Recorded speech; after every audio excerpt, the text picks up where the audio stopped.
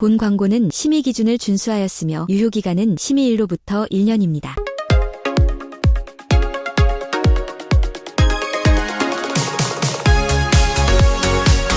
안녕하세요. 보험 관련 궁금증을 똑소리나게 해결하는 똑소리보험의 한쌤입니다. 저는 제쌤입니다. 네, 구독자 여러분, 오늘은 조금 심각한 이야기를 하게 될 것 같습니다.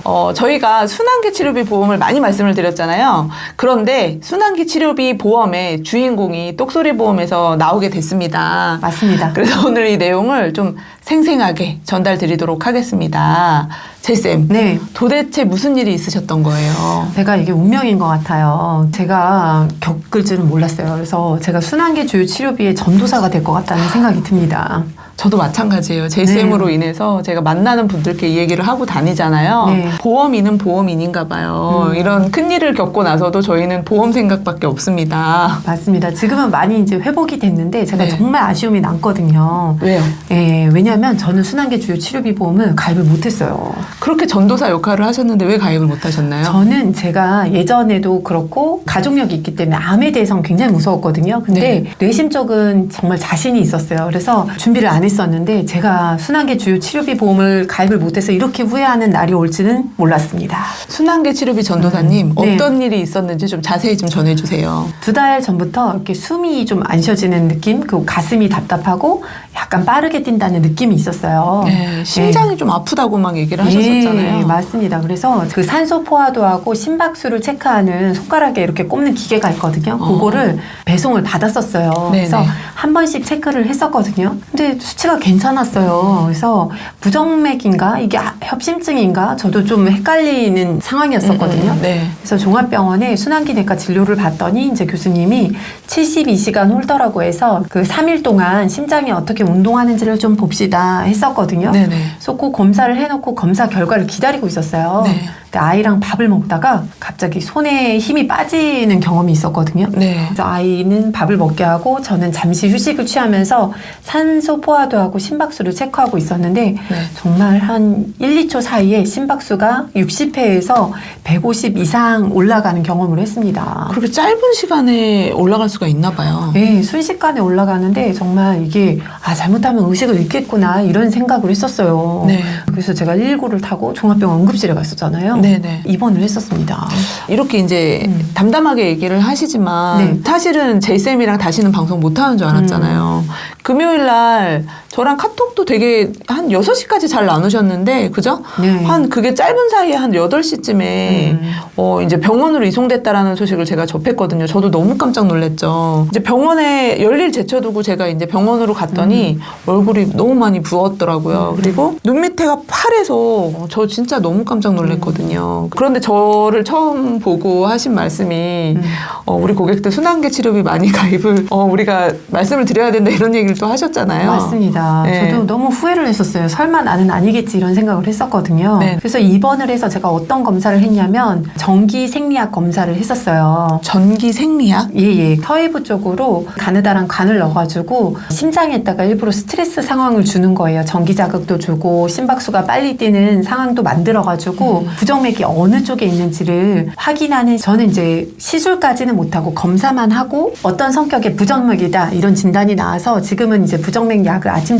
저녁으로 먹고 있거든요. 병원에서는 바로 이게 부정맥이다 뭐다 이렇게 진단을 내리기가 어려운 상황이었나요? 그렇죠. 왜냐면 부정맥이라는 게 갑자기 나타날 수 있는 상황이기 때문에 제가 일상생활을 할 때는 안 나타나는 경우들이 많아요. 그래서 일부러 이런 극한의 상황으로 심장을 몰아넣고서 검사를 하는 거고요. 근데 제가 그때 검사를 하러 갔을 때 또 아주 귀한 경험을 했습니다. 제가 그 검사를 하러 10시쯤에 내려갔어요. 근데 검사를 12시 반에 시작을 했습니다. 네, 왜냐면 응급실에서 심정지 환자가 와서 인공 심폐소생술을 50분 하고 바로 시술을 하러 내려오셨었거든요. 네, 그래서 그분은 심근경색이셨어요. 그래서 의식이 없는 상태로 오셨고 제가 이제 의식이 다 있고 저는 이제 그 상황을 다 아니까 인지를 하고 있었거든요. 그래서 보고 있는데 일단 스텐트를 하고 그리고 호흡이 자발호흡이 안 되기 때문에 인공호흡기를 끼고 중환자실을 가는데 이분이 상태가 안 좋아지니까 에크모를 달고 가자는 의사 말이 다 들렸거든요.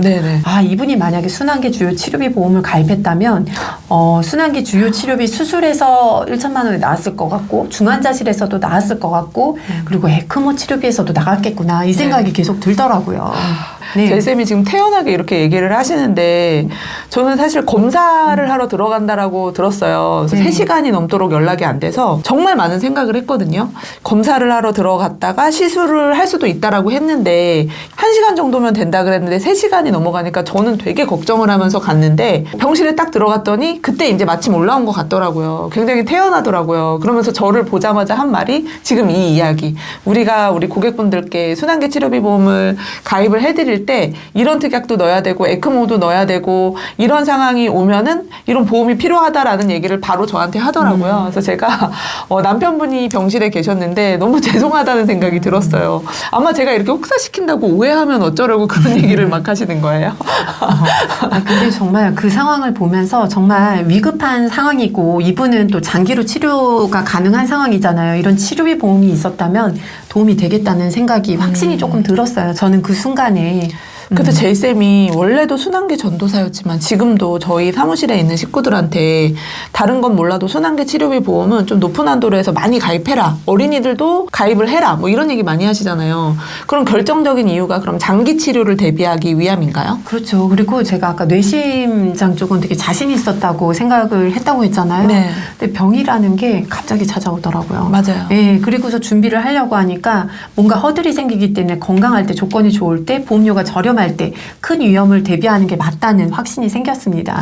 그래서 저도 사실 이 순환기 치료비 보험은 왜냐면 기존의 고객님들이 뇌혈관 진단비, 허혈성 심장질환 진단비를 다 준비를 하셨기 때문에 고혈압 약을 드시거나 뭐 당뇨약을 드시거나 만성 질환이 있는 분들한테는 저는 많이 가입을 권해드렸고 젊은 분들이나 아주 건강한 분들한테는 순환기 치료비 특약을 1순위로 말씀을 드리지는 않았었거든요.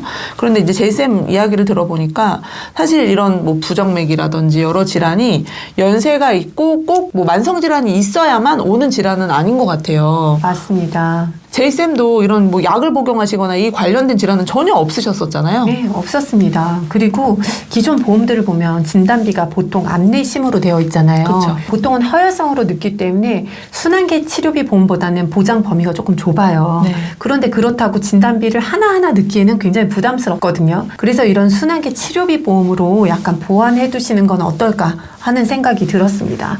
그래서 지금 제이쌤은 진단을 아예 받으신 건가요? 맞습니다. 진단 코드가 어떻게 돼요? I471이었고요. 발작성 심방 빈맥. 참 우리 제이쌤이 이렇게 진단을 받으시고 거의 한 일주일 정도 쉬셨다가 다시 또 출근을 하고 계시거든요. 네네. 어쨌든 우리 방송을 빌어서 물론 보험 정보를 저희가 드리는 것도 좋지만 저희가 또 건강하길 바라시는 분들이 많습니다. 왜냐하면 저희한테 보험 가입들을 또 많이 하셨기 때문에 제가 늘 드리는 약속이 다른 거는 몰라도 오랫동안 보험 설계사를 하면서 고객님의 보험을 지켜드리겠다라고 말씀을 드리잖아요. 그래서 제가 오늘 방송을 촬영하는 이유는요. 우리 제이쌤한테 다짐 한 가지를 받기 위해서 이렇게 촬영을 하고 있습니다. 순환계 치료비 보험을 가입하는 것도 좋지만 우리가 건강을 챙겨야 되겠다라는 생각이 제가 너무 절실하게 들었거든요. 맞습니다. 둘 다 사실 일 중독자잖아요. 저희는 사실 밥 먹을 때도 사생활 얘기를 전혀 안 하거든요. 보험 관련된 얘기, 이렇게 설계하면 좋겠다, 뭐 어떤 특약을 넣어드리면 좋겠다 이런 얘기만 하잖아요. 우리 자신을 좀 돌아보면서 너무 과로하지 않고 제이쌤한테 제가 약속을 받으려고 우리 제이쌤한테 또 가입한 고객님들도 많으시잖아요. 그리고 또 그런 얘기도 하셨어요. 고객님들한테 너무 감사하다. 왜냐면 검사하는 기간에 우리 제이쌤이 카톡 프로필에 이제 병원 진료 중. 병원 진료 중이라고 이렇게 해두셨거든요. 어떤 현상이 벌어졌다 그랬죠? 연락이 안 오시더라고요. 네, 근데 저 이제 프로필 사진을 변경하자마자 이제 그때부터 연락을 주시더라고요. 그래서 우리 고객님들한테 많은 배려를 받고 있구나. 그리고 네. 저는 조금 건강 관리를 잘해서 이제 A사에 수술만 물어보는 갱신형으로 순환계를 하나 들어야겠다 이런 생각을 하고 있습니다. 아니 제가 네. 지금 약속 받으려고 얘기했는데 네. 또 보험 얘기하시는 거예요? 그럼요. 저도 순환계가 이제는 꼭 필요하다고 생각합니다. 네, 맞아요. 순환계 전도사님이 되셔서 지금은 이제 자녀분을 둔 분, 고객님들께도 아이들 보험료가 가성비가 좋을 때 순환계 치료비는 준비하라라고 말씀을 하고 계시잖아요. 맞습니다. 제이쌤의 이 이야기에 힘입어서 저도 저희 아이들 점검부터 해줬고 저희 가족 순환계 치료비 보험도 든든하게 준비를 했습니다. 그래서 우리 구독자 여러분, 이 순환계 치료비가 사실 좀 어려울 수도 있어요. 암 주요 치료비는 많은 분들이 이제 알고 계시는데 순환계 치료비는 좀 어려워하시는데 질병은 예고 없이 찾아오기 때문에 미리 건강하실 때 좀 준비를 하셨으면 좋겠습니다. 오늘 우리 제이쌤이 경험담 오늘 또 오픈을 해주셨어요. 사실 이렇게 내가 아팠던 이야기를 공개하기가 사실 저는 쉽지 않을 거라고 생각을 하는데 우리 제이쌤은 내 얘기를 통해서라도 많은 분들이 보험의 중요성을 좀 아셨으면 좋겠다라고 얘기를 해주셨거든요. 제이쌤이 마무리를 좀 해주시면 좋을 것 같아요. 순환기 주요 치료비 보험 관련 궁금증은요. 쏘리 보험으로 문의 주시면 저희가 꼼꼼하게 안내해드리도록 네, 하겠습니다. 잔악계나 순환기 네. 치료비 보험 가입에 대해서 저희가 말씀을 드려봤습니다. 자, 오늘 영상은 이것으로 마쳐도 될까요? 네. 이제 하신 말씀 다 하신 거죠? 예, 오늘 영상이 조금 도움이 되셨다면요. 구독, 좋아요, 알림 설정 부탁드릴게요. 네, 감사합니다. 안녕히 계세요. 안녕. 본 광고는 심의 기준을 준수하였으며 유효기간은 심의일로부터 1년입니다.